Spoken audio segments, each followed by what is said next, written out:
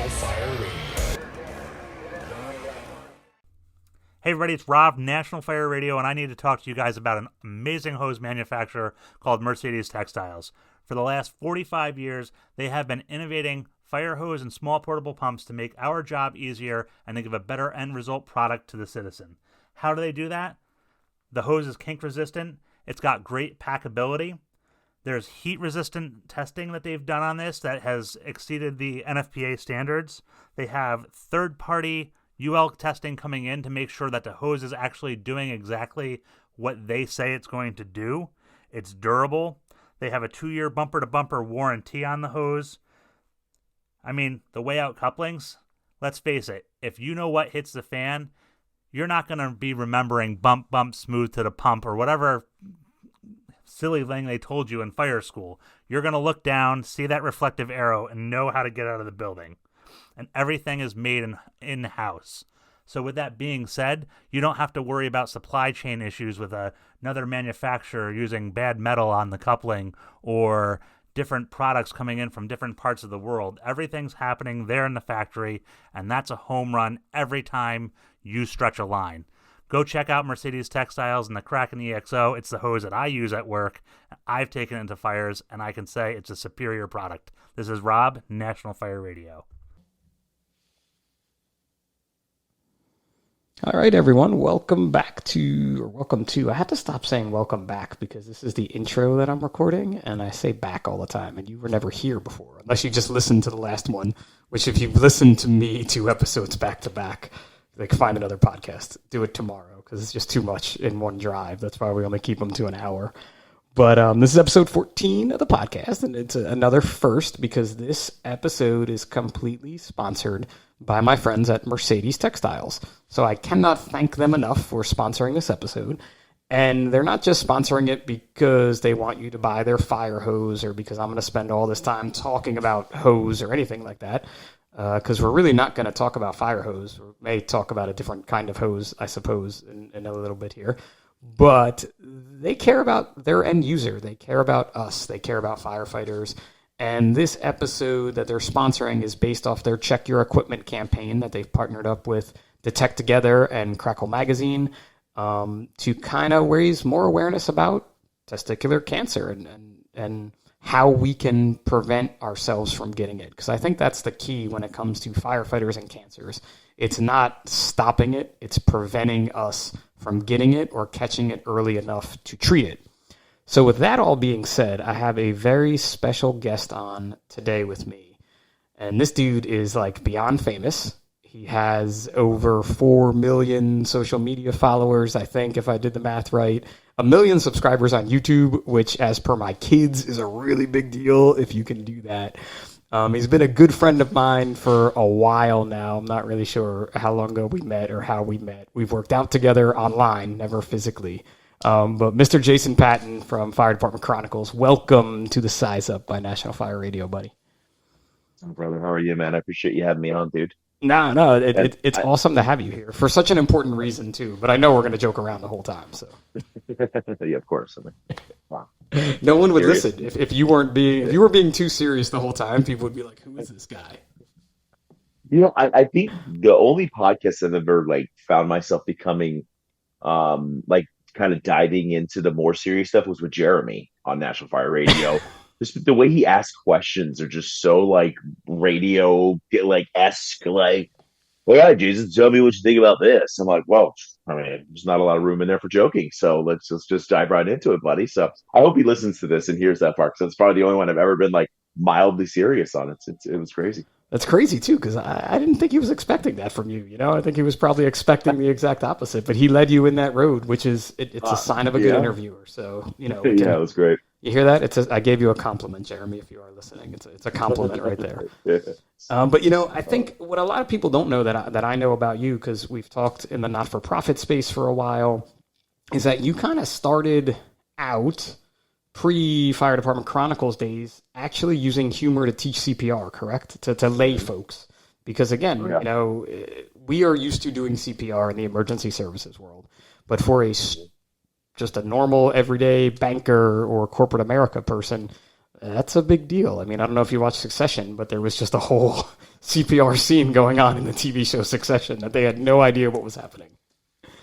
No, I do. CPR in general is a very stressful.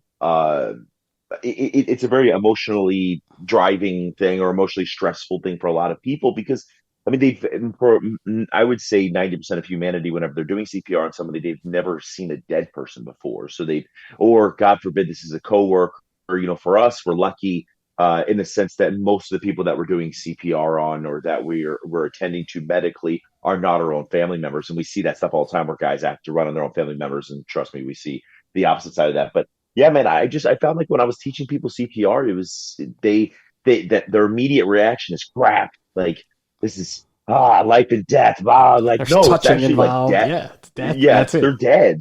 You can't make their day any worse than it already is, man. So it's only like it should only be up from there. So I had a blast teaching people and the more I made them laugh, especially in the beginning of the class, the more you could literally see their body language change. They relaxed. It was okay. It was good. And then they're more open to learn about what I'm trying to teach them. Yeah, it definitely is a way to kind of convey the message. And I think that's what you've been doing a lot with Fire Department Chronicles. And that's gotten you, all these followers for sure. But, followers are followers. But being able to put that message out there, and I think maybe that's something that got you with Detect Together, correct? Which is another great organization that we're going to spend some time talking about today. Yeah. No, it was actually a connection I gained through something called the Heroes Cup. It's a huge hockey tournament up in Massachusetts area, Marlborough, Massachusetts. My buddy is the one that ran the whole thing. He's like, "Can you come up and MC it and help us run this whole thing?" And I went up there, and it was just a cool experience. And I met Trisha and all them from Detect Together, and their messaging was beautiful. It was just very simplistic. It was we want firefighters to pay attention to themselves, their health, and when they need to get checked out, be able to recognize it. But we want to do it all through comedy. And I was like, man, this is what firefighters need, male or female. None of us want to take ourselves seriously. The thank me for my service thing we hate, and but when it comes to our own health, like we just don't pay attention to it because it's just not something that we do. So it was cool to kind of drive that home in a comedic, fun manner. Hey, off topic here, but can anyone play in that Heroes Cup? Because we got a team in Jersey. My union has a team, and they're pretty good from what I understand. If they're active duty, fire, military, Yeah. or EMS or police, yes.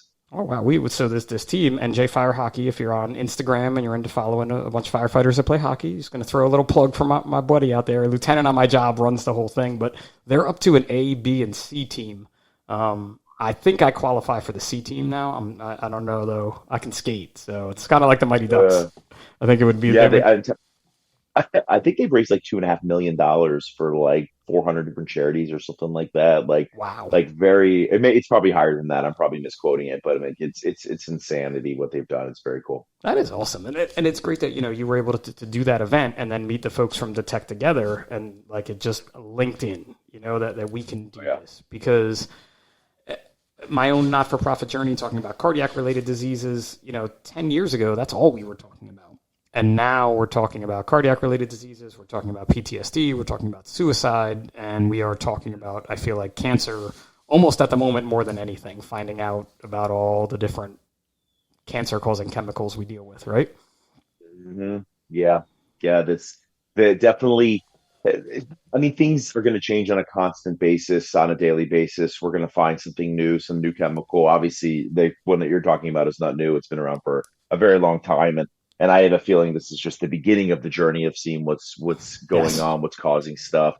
Anyone who, and this is just my personal opinion, this isn't backed by anybody, but anybody who believes that is the only cause of cancer in our area is it's probably looking in the wrong way, but it is something we should be focusing on. Yeah.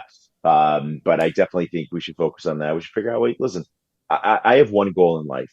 When I retire, I just want to retire, man. I want to like live for a few years. I want my biggest decision in life where I'm taking my crap for the day, like which toilet I'm choosing for that day. Like that's what I want. So yeah. My wife and I were just somewhere a few weeks ago, and my retirement age came up, and they were like, well, what does that mean? Like, what is Tracy going to do? And I'm like, go to work. And they're like, what are you gonna do? And I'm like, not go to work. Like, but how is that? How can that be? And I'm like, because she picked the wrong job, like physician assistant, fireman. I don't know, she should have picked the fireman. Like, I'm not going to work, but I want to enjoy that, right? And that's what, and you and I have done some CrossFit type workouts together, some functional fitness. I know you're taking care of yourself that way. We try to eat as well as we can. I'll give you a shameless plug. You probably drink more coffee than anyone I know.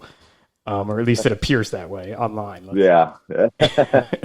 Yeah. Fire department coffee is definitely a monstrous part of my life, which I'd love to say it was fire department coffee was the reason I got into coffee, but it wasn't. And, but you were an addict before. I was an addict. Well, they just became my new supplier, my new dealer, and we're good to go. So I always love when a new firefighter comes into the firehouse and they're like, I don't drink coffee. I'm like, talk to me in 5 years, buddy. Bro, it's just a slow progression. You get the taste, and then you're like, this is good stuff. Up here too, you don't really deal with the cold so much down where you are. But at 3 o'clock in the morning, and you're finishing up at a fire, and the second chief comes in and he's got a box of Joe. I don't care what it is, how long ago it was made, how bad, anything. That is like the nectar of the gods at that point. So it is, and it's so funny you say that, man, because you would think especially after a good fire or a good job or something like that, man, like when you get back to the station, like it's like this is where we get together and we talk and we BS and it's completely unhealthy in case anyone's wondering. We should be trying to go to sleep at that point. But like we had a real bad call where we had to pull two people out of a canal, and I mean, dude, we went from sleeping to literally in a lake, in freezing lake, swimming to the bottom of the lake to try to get these two people out.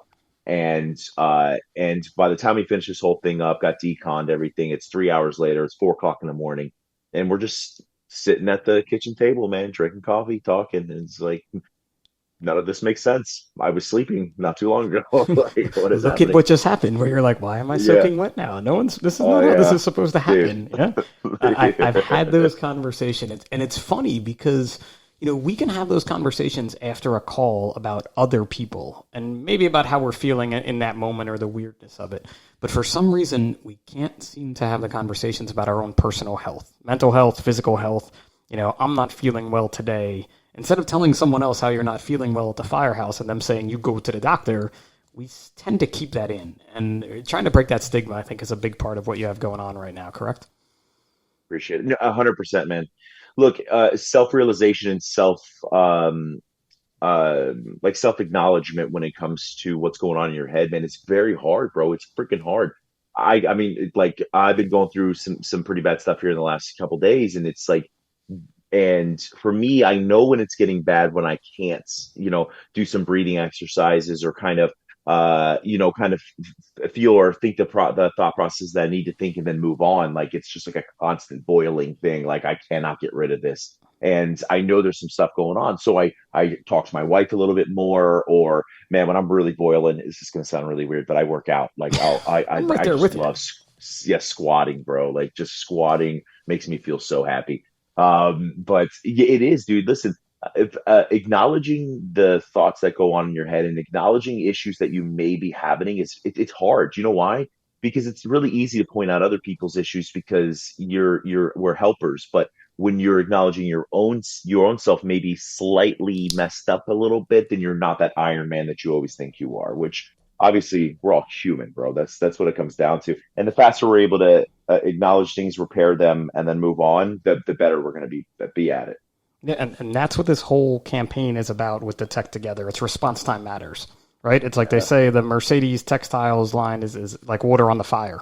The sooner you can get it, the better you are. And that response time really does matter when it comes to all of these problems. Cancer, cardiac-related screenings, mental health-related screenings. And it's kind of hard to screen yourself for a mental health issue or a cardiac issue, even, maybe you could start to tell something a little bit about yourself. But when it comes to, some of the cancer detection that's out there, especially for testicular cancer, it is something that we could be checking and should be checking daily, weekly. You tell me, how many times do you check yourself? I touch my balls constantly. So whether I'm supposed to or not, I just do. No, I. It's dangerous if you find a third one. If there's a third one in there, Yeah, that's really dangerous. that's the gold standard right there. That yeah, I think you should be checking it as much as possible because why not? I mean, what I loved about their campaigns was like, you're already touching them. You might as well make sure that they're even. Like that's beautiful because that is what firefighters love. We want to Simple. hear that kind of stuff. And I know that I know I'm positive we were talking about this about a year ago when we first launched the initial campaign, but they were talking about creating more female friendly stuff but it was the same thing. Yeah. Like you're already touching your boobs, you might as well make sure there's no lumps in there. Like these, I doubt women touch their boobs as much as we constantly fondle ourselves, but I don't know. maybe it's even, yeah, I don't maybe, I know. don't know. That's a bold statement, Cotton. You better be ready to back that up. Uh, but I definitely think that yeah, man, it's acknowledging. The biggest thing is, dude, is acknowledging that something is wrong does not mean that there's something wrong with you. Like that's the big Yeah. thing. It's like Yes. it just means that bro, your car at some point in time needs an oil change. Like at some point in time, the AC compressor breaks down. Why? Wear and tear, dude. Like I mean, and obviously you can get into like real physiological stuff about cellular regeneration, how over time or depending on what you're eating, it doesn't regenerate the same way or oblong and all this fun stuff. But it's just dude, it is what it is. But like you said, the faster you get it, the faster you detect it, the faster you can be treated, the faster you can get back to your normal, whatever your normal is, and then move forward. Yeah, and it's crazy. We have good healthcare. Most fire department jobs. I'm not going to speak for everybody out there, but you have really good healthcare. That's part of the reason you took the job, the pension and the healthcare. Mm-hmm. And maybe to run into the burning building part, but that's the more danger part. Pension, healthcare, salary should be first. Mine's fires, man. I like fires too much. Just because we're EMS, we're so EMS down here. We soak those babies up. when they come, well, everybody soaks them up. I mean, we do EMS, so I now people are going to be like, I'm tired of hearing this, Pip, but I'm on the truck now, so we do way less EMS. Elevators, not EMS. By the way, it must be nice to be able to specialize because in Florida, we have to do all EMS and we got to be truckies and we got to be engine guys. So you better be ready when you show up on scene. You got no clue what you're getting. And we have a couple like ladders, or we have our ladder, our bucket truck. They do mainly truck stuff. But everybody's got everything. You got to be able to do everything. So yeah, the specialization end is a win. I work in a smaller department, so everybody does everything. When you ride on the truck, you're doing truck stuff when you show up. Unless the engine guys are really slow, and I'm just gonna take their line and do search off the line and be like, sorry, you lost, man. You put it down, and I'm taking it. So. But when it comes to early detection, I was really fortunate with Mercedes Textiles. They were able to introduce me to Josh Hardy. He's a firefighter right outside of Dallas, Texas, which if anybody knows anything about Texas, that could be like a minute or it could be like an hour. But he is right on the outskirts of Texas is where he works. And I was able to sit down with him and have him tell his story just to make everyone aware of how serious the testicular cancer threat can be to a firefighter and how early detection really does matter. So we're going to transition over to that and let Josh tell his story for a little bit, and then Jason and I will be right back. Listen up. Our friends at Mercedes Textiles want to know, how often do you check your equipment? Probably every shift, right? But this month, they aren't just talking about the hose on your engine. Even if they have been a fire hose manufacturer for over 45 years, because that hose is not the only hose you should be doing daily checks on. April is Testicular Cancer Awareness Month. So we here at the Size Up by National Fire Radio and Mercedes want to remind you to check your equipment. Because just like water on the fire, when it comes to cancer, response time matters. Early detection saves lives. This month, Mercedes is supporting Detect Together, a nonprofit organization dedicated to educating first responders on early cancer detection. Because if found early, the survival rate of testicular cancer skyrockets to 99%. I'd say that makes it worth checking your equipment regularly. So go to responsetimematters.org to learn how to check yourself and request your free Firehouse Education Kit. Thanks in part to Mercedes Textiles. All right, so welcome to, it's not really like part 2 of episode 14. It's kind of like the middle segment of episode 14. With all my vast podcasting experience that I talk about now, I'm going to have like this little transition. So I have no idea how to do the transition except to welcome my good friend Josh Hardy, who goes by the name Hardy, to this episode. So, Josh, how are you this afternoon that we're speaking? I'm doing great. How are you, sir? It's not bad. It's the spring here in good old New Jersey, so the light is great. It stays light a little longer. The kids are on spring break, so they're outside playing, which is always a win. And I think I had told you in text messaging, it's just Pip. It's not Sir.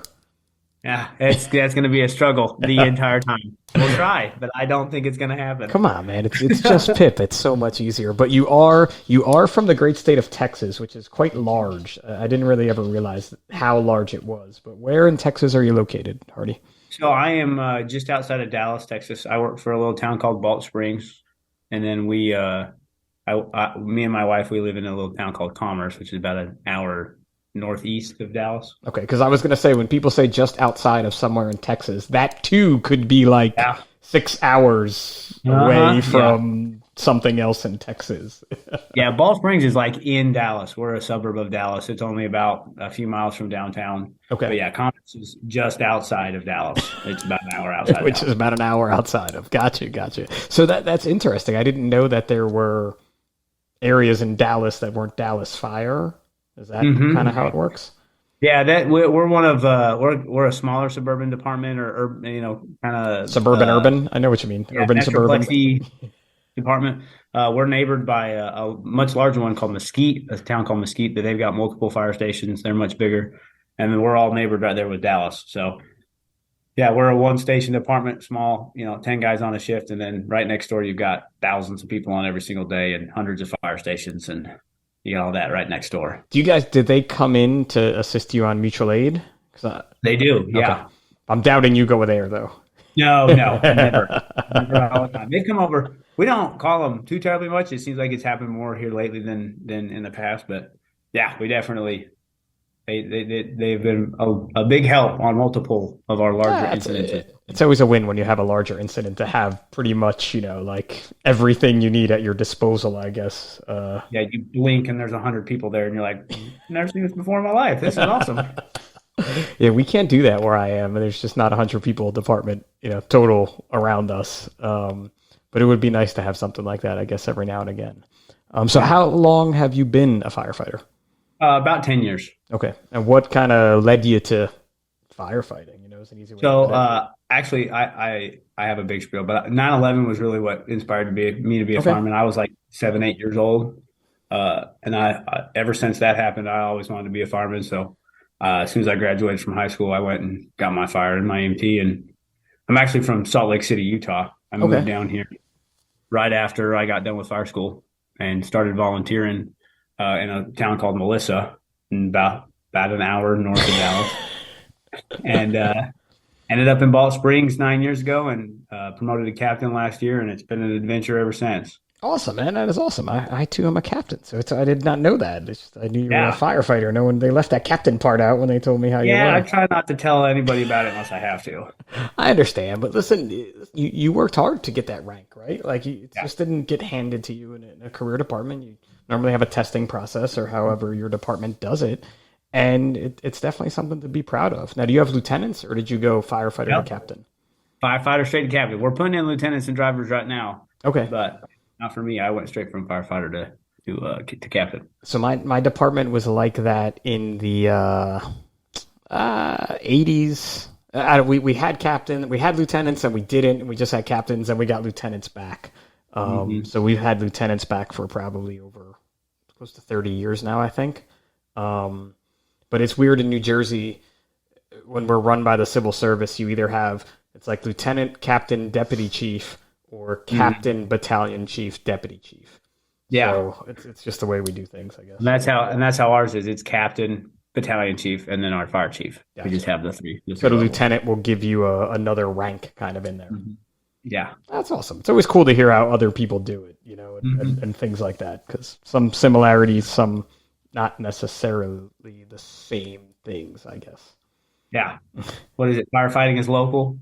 We all do a very similar job, but everybody does it just a little bit different. Just a little bit different. Just a little bit different for sure. And then are you engine, truck, both? So I'm on the engine full time. Okay. Yeah. I'm on our first out engine. And what staffed do with you three. run? Because you said 10 guys a shift, so engine, truck, chief. Yeah, so we run a engine, my engine, and then a ladder truck that's staffed with two, and then we have a squad model that chases the third party ambulance service. And on a big fire, or if needed, they can transfer over to our reserve engine and then a battalion chief. Oh, okay, I gotcha. My audio assistant is telling me that I'm moving around too much here, so I have to stay more still, which is good. It's good to Me have an too. audio assistant here, with me at least live in the booth, which is really my house for anybody listening. um, but so Josh and I are Hardy, I should say, and I didn't just meet by happenstance. My friends at Mercedes Textiles, Mercedes Hose, had introduced me to Hardy because of the importance of episode 14, like Jason and I spent some time talking about before we transitioned into Hardy's part of the story. So I'm just going to kind of shut my mouth a bit, which is pretty hard for me. Most people that know me know that. And let Hardy kind of tell the story that he's been going through for about the past 4 months here or so. So the mic is yours, my friend. All right, sounds good. Yeah, so like he was saying, I I found out in December that I had testicular cancer.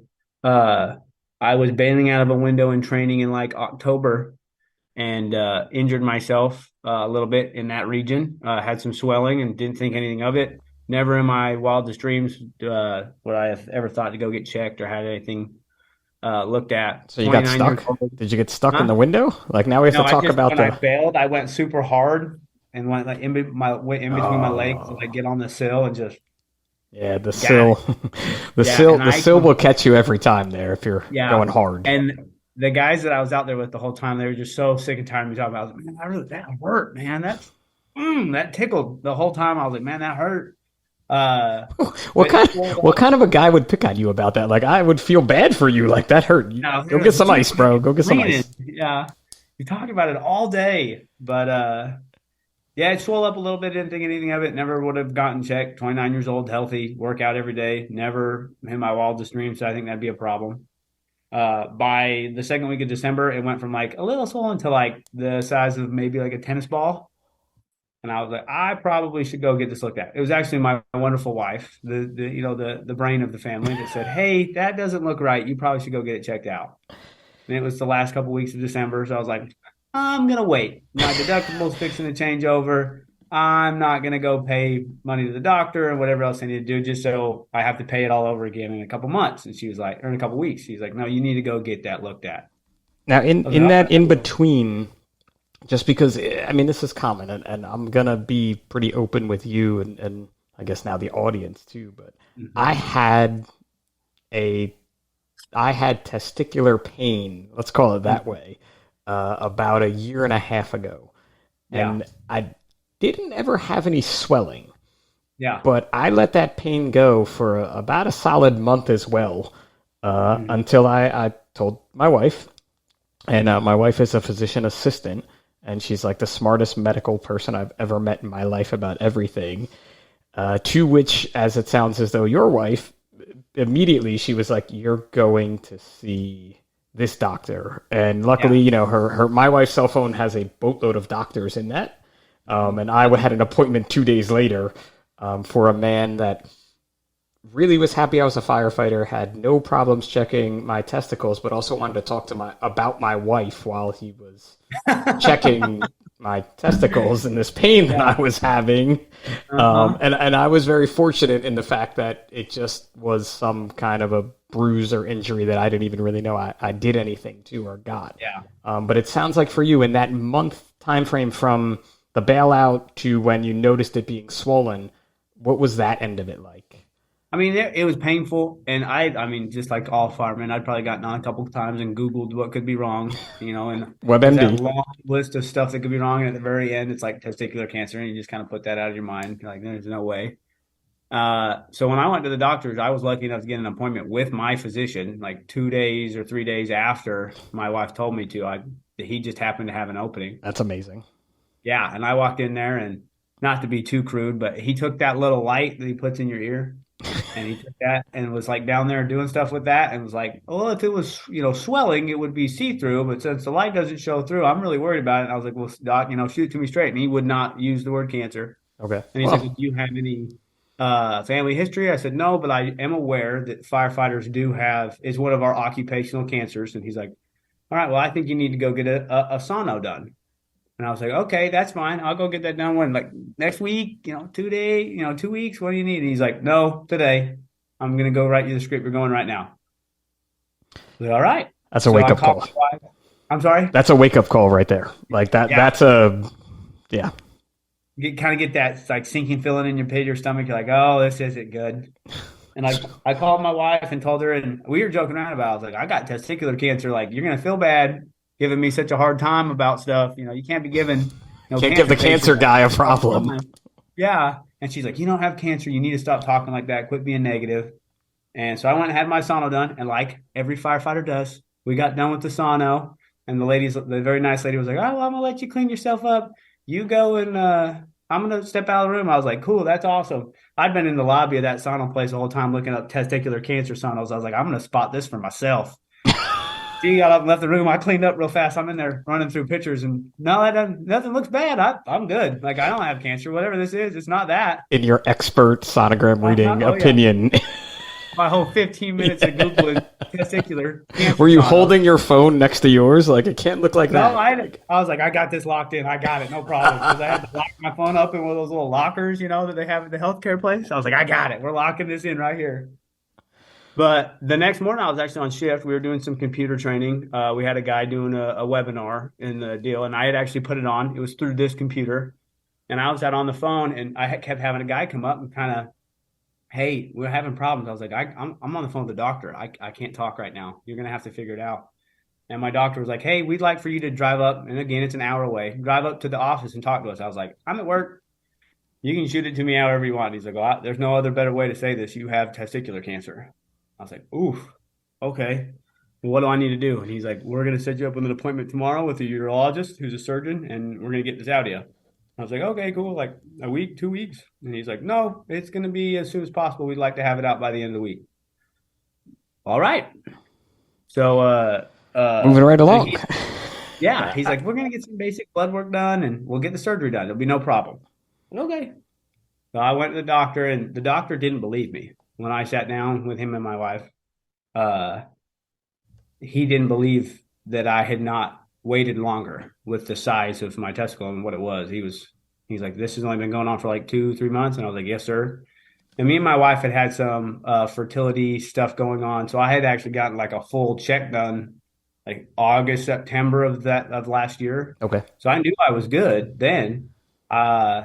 And I was like, I'm telling you, doc. He's like, I don't know. This is awfully large of a growth. We're probably going to see some spread. He's like, well, we're good. We'll pull it out. We'll have no problems. And like you said, very, very preventable, very curable, or very, curable type of cancer. Well, we got my blood work back, and it was high. And not like Lance Armstrong when he had testicular cancer high, but it was high enough the doctor called me and said, hey, we're pushing your surgery back a couple of days because you're going to have to go get a CT done, because I'm pretty sure this is spread other places in your body. And I was like, oh, well, that really, it's Christmas time. We just found out me and my wife were pregnant. It was a lot, to say the least. Yeah. We were on the phone the next day after that phone call with my family, telling everybody that we were pregnant, and knowing that everything that was going to happen in the next couple of days, and being very worried about it. But got a CT done. I was very lucky. It hadn't spread anywhere but the original tumor in my testicle. I had it removed. It was down for like 6 weeks, and back to work. And I just had my last sono or my last CT and blood work done this last week, and nothing has grown back as of yet. So is that your medical opinion, or is that the doctor's medical opinion that nothing had come back? I'm just curious. Yeah, that is the doctor's medical opinion. I wanted to clear that up for the listening audience. That this is not 100%. Hardy's WebMD comparison opinion, that a medical doctor. Speaking on that, I was looking through that sono. I was like, I got this, no problem. The doctor sat down with me and my wife when we were in the office. The actual urologist that did my surgery, and he was like, all right, well, I want to show you these sonos pictures. And he's clicking through, and I was like, those are the ones I looked at. I don't see a tumor there. But he clicks over in another section. He goes, this was your right one. This is the normal one. And he goes, this is your left testicle. And it's just like this hideous, mangled. So you were looking at the wrong one the whole time. Yeah, I was. Oh my God. So Gentlemen. I was right. Gentlemen. That didn't have testicular cancer. I never made it that far. You just knew that you saw what you saw and you were good right there. Yep.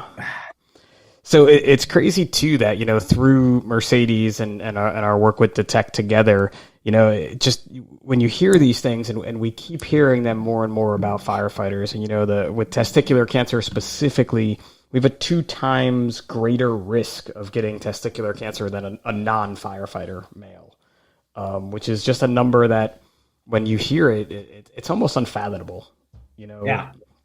And with cancer prevention in the fire service, I know you've been in the fire service for 10 years. I've been as a career firefighter for 20. We've just come so far with knowledge, I guess is a good way to put it. Unfortunately, we are still not getting cancer less than we were before. Although we may be, and the studies just aren't out there yet. But there's so many preventative things that we can do. And that's part of the Mercedes Hose Check Your Equipment campaign for this month of April. But that also doesn't mean it ends in April, because we need to be checking our equipment daily, almost weekly, because just like Hardy said, it happens so fast. And I've been through fertility things with my wife as well. And you had that check in August, and not saying that was there to check for cancer specifically, but you would think something like that would show up if it was there. So that's giving you just that short time frame. Yeah. Well, I don't know if you've had the opportunity. It's funny that, Mercedes contacted me. I know Kevin Pfluger with Mercedes, and I was lucky enough to go down to the Daggum Fire Conference here in San Antonio here. I can't say that word because I'm from New Jersey. It's just not, it doesn't work for me. That's his word. But while I was down there, I had discussed with a few of the instructors what had happened to me, and one of the instructors, Mr. Mayfield, I believe his name was, he was like, you need to talk to everybody about this. I was like, nah, I'm good. Nobody needs to hear about my balls today. And he was like, no, I think you should. So I went to Kevin and asked, and they gave me a few minutes to talk to everybody about it. And from there, I actually had the opportunity to take that Detect Together class. And I was like, well, this is wonderful. It's a little late now, But you could still learn something, so you could always learn something more. One, it was too, and it was cool going through and being like, yep, I went through that. Yeah, I went through that. But Detect Together, they talk about it a lot.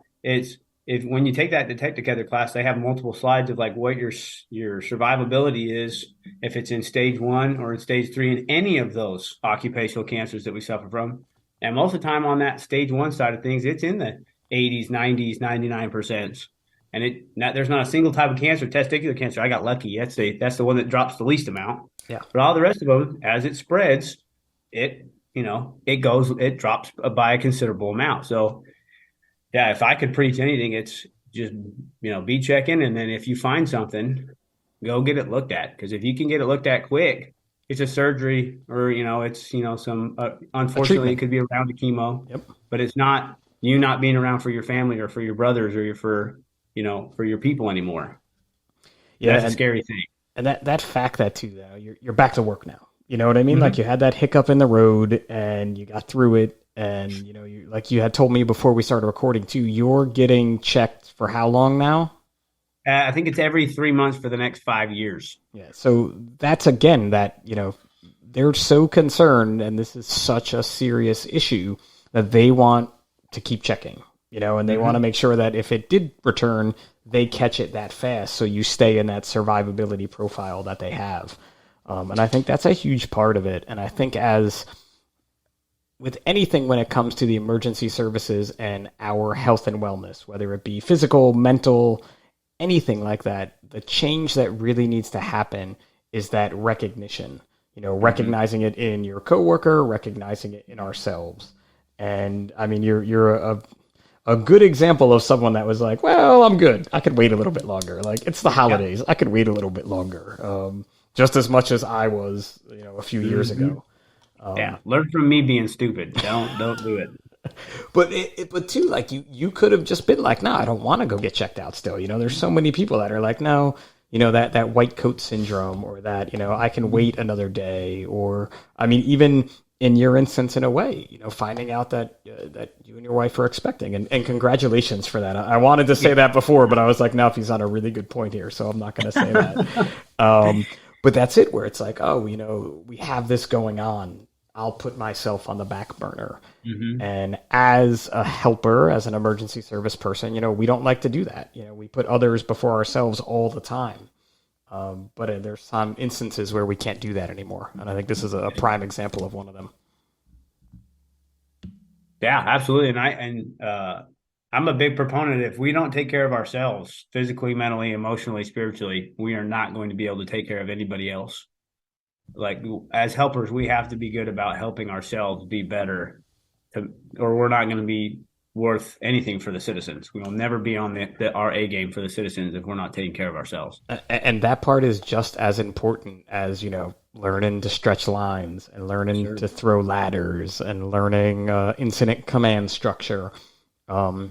And I think it's good with organizations like Detect Together, and them working with different departments and different conferences, like the one that you were at, whose name I can't say because, again, I'm from New Jersey. So that one. Kevin would be so happy I said it that way too if you were here. Just be beaming. I hope he listens to this one. I mean, he's part of the reason why you're on the episode, right? So at least we could shout him out. I don't blame him if he does it, though, having to listen to me drone on and on.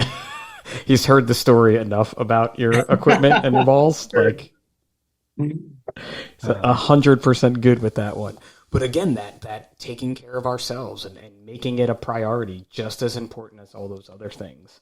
Mm-hmm. And it's something we don't want to talk about. No one wants to talk about the negative end of this, because of how many poor outcomes we've all had within our lives, whether it be an emergency service personnel or a family member. But it's something that really is important. And I cannot thank you enough for giving us this time to share your story. Yeah, no problem. Happy to do it. If I could help somebody catch that early and be the same kind of story that I've had, to where it's, a small little bump in the road and we're right back to work and right back to family and right back to the important things of life, instead of 2 years of chemo or possibly losing a life, I'm happy to help. Yeah, and I mean, you got a lot coming up in your life these next however many months, and then even after that, as being a father of two, with one kind of staring at me right now, telling me how I'm sounding on a podcast type thing. But you got a lot of life ahead of you to live, and a lot more career to go. And we're happy that you got it all kind of handled.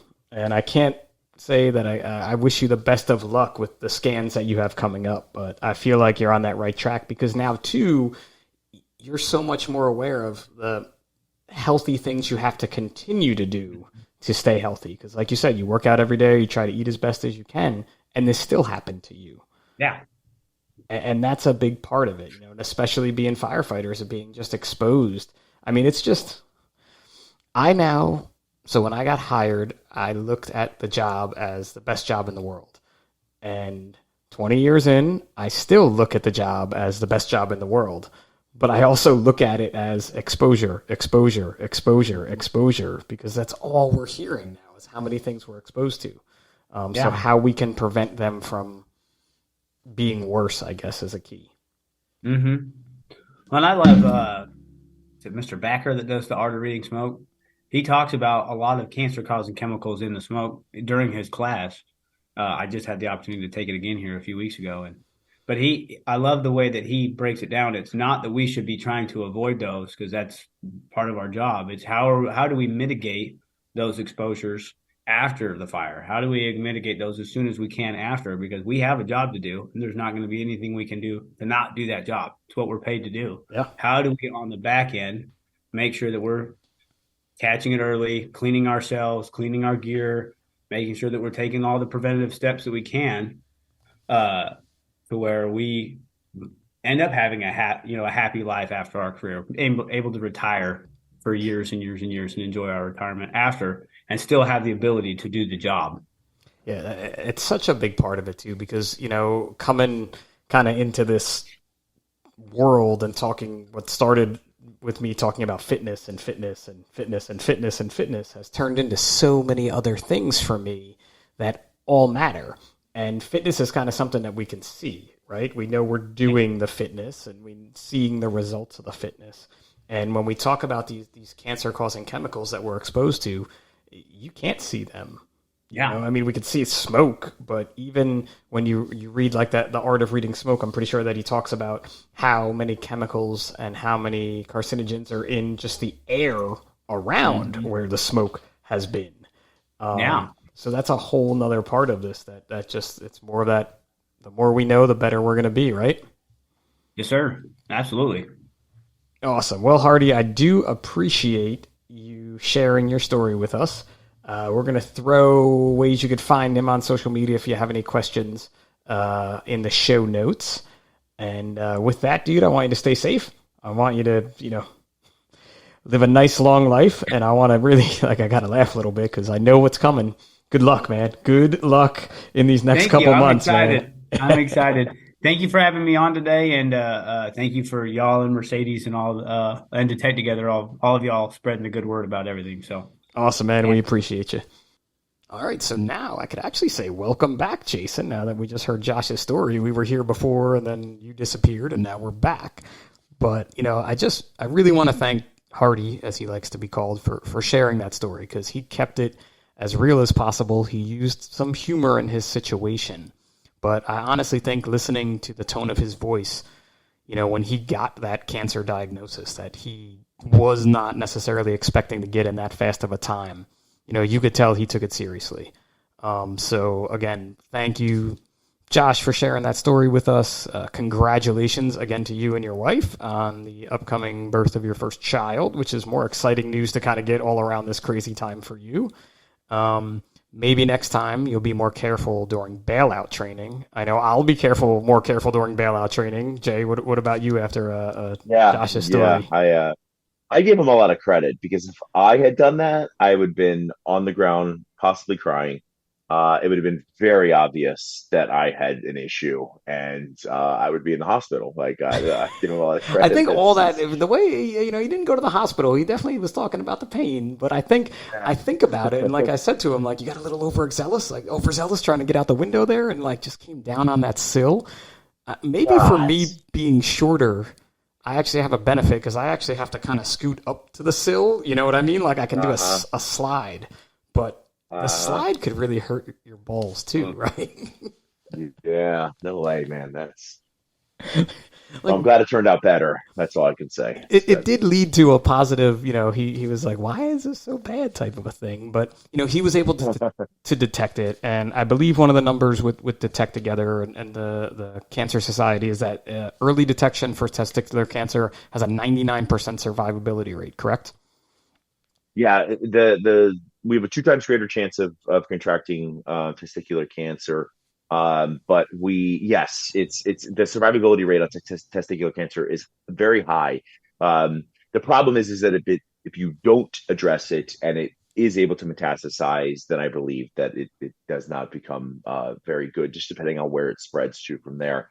But yeah, man, the survivability rates are just monstrous. 99% is huge. I believe that would be one of the highest in cancers. And the whole Detect Togethers, they're three. There are 3 big things to stay healthy and detect cancer. Know you're great, use the 2-week rule, and then share with your doctor. The know you're great, that's been a real fun one to try to explain to people online. They're like, you spelled you're wrong, man. It's like, no, douche, it's yours. I don't know if I can say that on your podcast, but you can say whatever you want on this podcast. It's your great. It's what is great for you.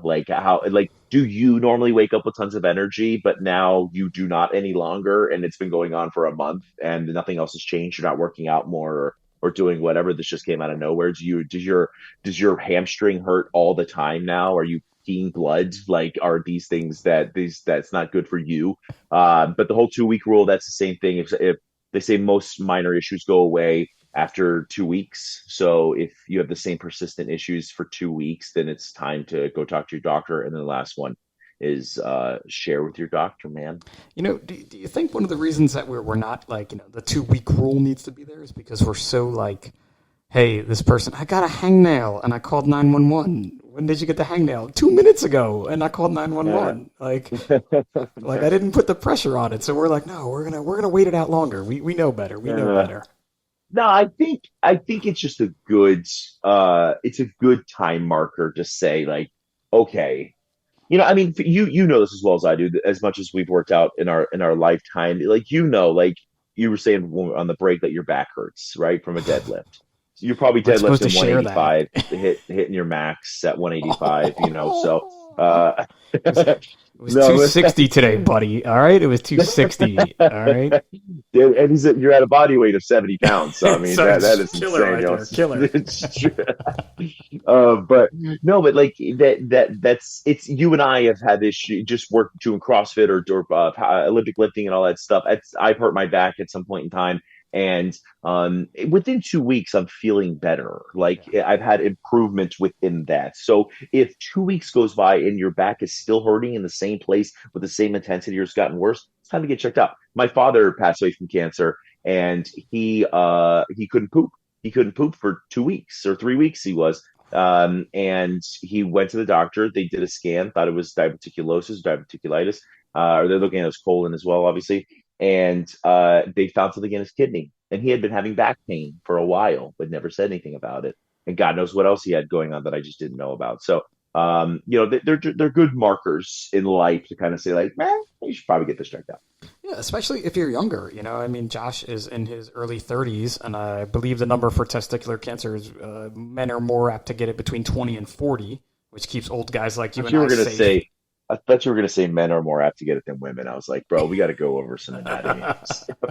I did hear that, though, that men are, again, teaching firefighters, that may be a big deal. Like, men are more apt to get this than women guys. So, You know what? I think that would be the best statistic ever to say. Just start off with, listen, guys. I could just to get the whole. I could see the glazed over look of everyone in the room just looking back like, wait a minute. I don't get it. Like, I just took EMT and I got this part. And they got that part.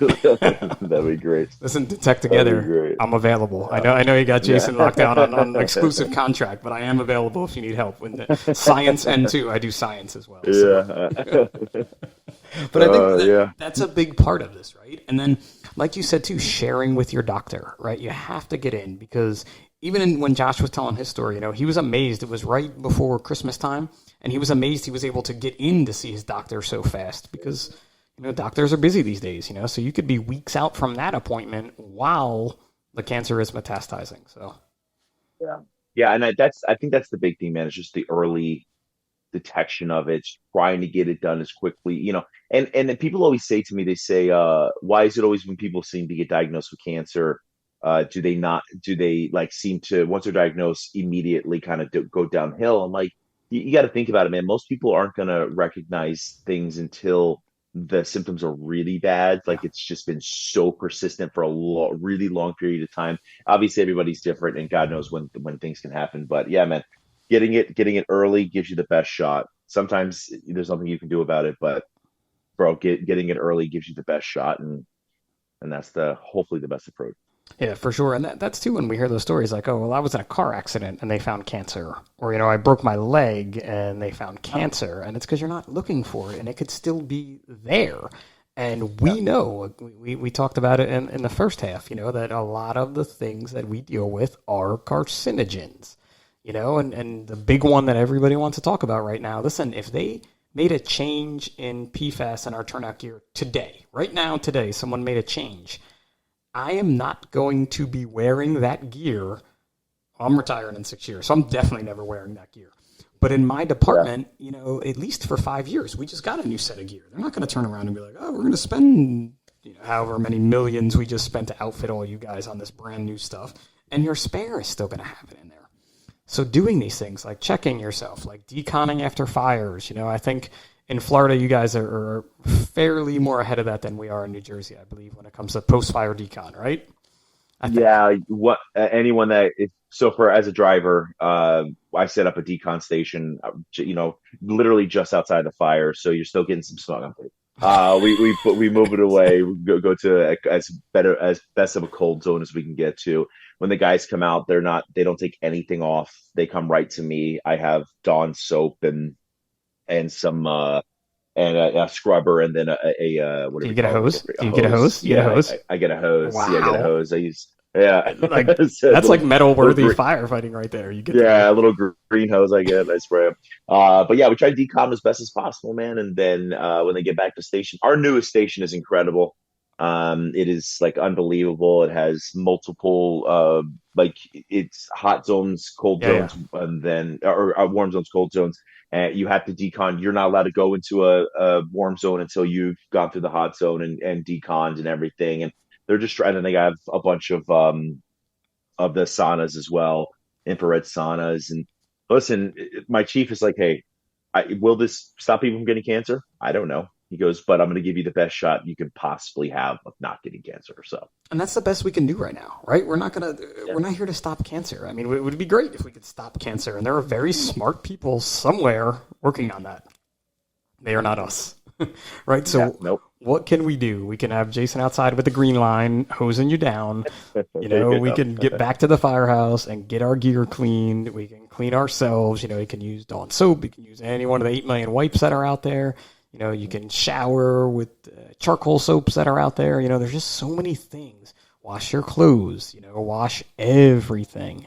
I know a big thing going on now, too, is people not even wearing their clothes home because there's some recent studies saying that our kids have a greater percentage of getting cancer. And who knows if that's something that has to do with what we're bringing home or not. But there's just so many things. It's a lot of stuff. I think you just give yourself the best shot possible. Yeah. Genetics obviously play a massive role in this. I have cancer on both sides of my family, so I may just get it genetically. But I try to exercise as much as I possibly can. I try to eat the best that I possibly can, and I try not to do too much cocaine. I don't limit think it to cocaine the is a weekends. carcinogen, man. Oh, It's shoot, you're right. nicotine. I'm good. I Nicotine. can double, Don't smoke double up. cigarettes. No, I don't do cocaine for anyone. No, I just, dude, give yourself the best shot possible. That's what it comes down to. And then if something doesn't seem right, then get checked out. That's what it just comes down to. I think that is totally it, and that is a great message to kind of bring this thing home with, is just do the best you can with everything you can. Now, where can the folks go? I know you can order some stuff for your station, which I still have to do from Detect Together, but how do we do that one? So yeah, you go to detecttogether.com and I'm sorry, detecttogether.org. You go there. You can follow the website. You can get whatever you need. They have incredible stuff that you can order for your stations. I'm going to apologize now. My face is on a whole bunch of it, And see and Jason's face in your department's restroom. and I'm like, and I got to tell you, man, I probably saw 100 pictures of my face in people's bathrooms, and no one messed with it. I No, was like, no one guys, wrote on it. I'm genuinely impressed with all of you right now. Like I thought for sure I'd have mustaches and other phallic things on my face, but nobody did it. I mean, I'm sure it will now, but no, yeah, you can go on there. You can find out all the information you need. They'll get you all the stuff, and then Detect Together will also come. If you organize it, they can come to your station or at least your region, and they'll do classes for you to teach you the best ways to hopefully prevent this kind of stuff.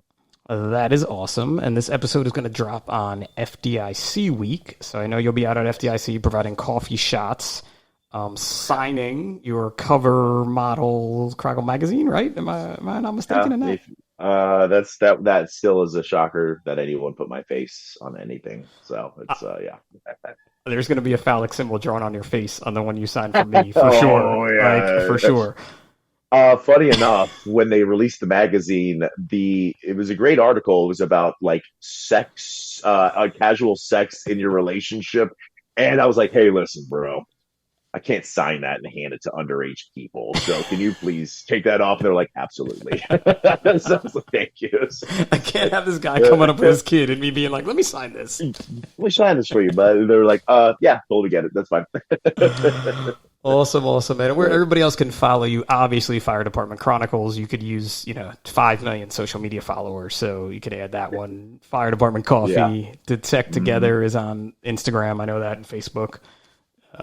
Yep. Anything else you want to plug? Any other shameless plugs that you're doing? Stand up anywhere, hosting hockey tournaments, No, that's it for right now, man. I got some fun projects in the works that I think if it all comes together, I think I will be helping head up, I believe, one of the cooler changes for the fire and EMS services. So Sweet. We all look forward to seeing that, because you know how we all in the fire and EMS service love change. So I'm sure that's going to go over really well. It's going to go over real well. Unless you're getting everybody a raise. That change is okay. The raise part is okay. The 30% mandatory increase for everybody in the fire and EMS service. So volleys, you're getting 30% more of nothing. So congratulations. You can handle that one. That's an easy one to handle right there. So that's an easy one. Yeah. Well, listen, Jason, man, I can't thank you enough for your time again. I can't thank Josh Hardy enough for sharing his story. And again, our friends at Mercedes Textiles and Detect Together for just this awesome awareness and giving me the opportunity to share Josh's story and have Jason come on to talk about these great initiatives that are out there for us to keep us healthier. So, for the Size Up by National Fire Radio, I'm Pip, and we'll see you next time.